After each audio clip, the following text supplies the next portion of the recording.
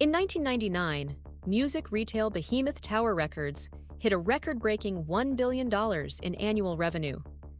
Its iconic yellow and red flagship megastores in New York, London, and Tokyo were cultural sanctuaries, where music icons like Elton John, Dave Grohl, and Prince spent thousands of dollars browsing vinyl and CDs until 3 in the morning. Tower Records didn't just sell music. It defined music culture for 3 generations. Founder Russ Solomon boasted that as long as musicians made records, Tower Records would reign supreme. 7 years later, Tower Records was completely bankrupt. Liquidation signs hung on every door, and all 190 stores were liquidated for scrap. This is the story of Tower Records, how a $1 billion music titan ignored the digital revolution and was destroyed by a single computer chip.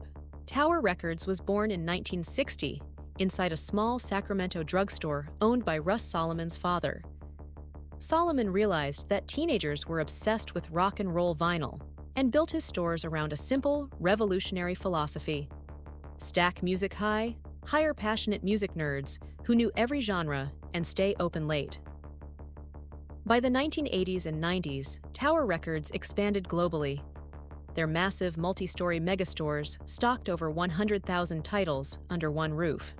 When the music industry transitioned from vinyl to compact discs in the late 1980s, record labels jacked up CD prices to $18 per disc. Profit margins exploded.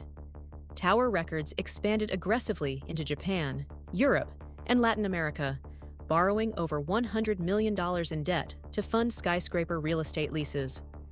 They believed the gravy train of $18 plastic CDs would last forever.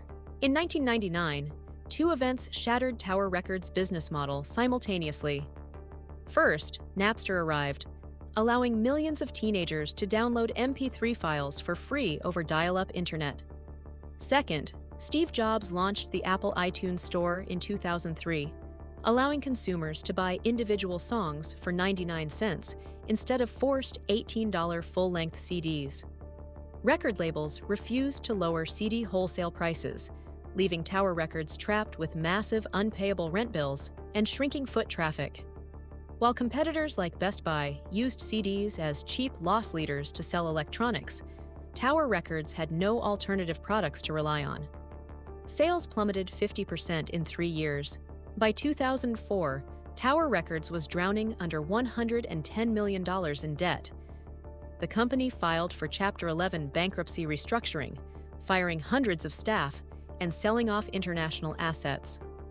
A short-lived turnaround attempt failed as consumers abandoned physical CD stores entirely. On October 6, 2006, a federal bankruptcy court ordered the total liquidation of Tower Records. Liquidation firms bought the company's entire inventory for $40 million, hanging tragic yellow banners across storefronts reading, "Going out of business. Everything must go."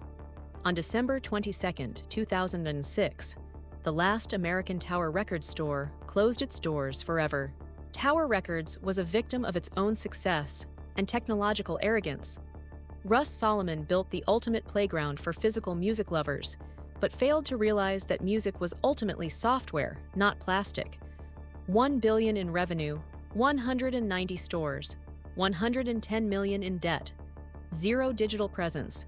Tower Records proved that no matter how iconic your brand is, culture will move on without you if you refuse to adapt.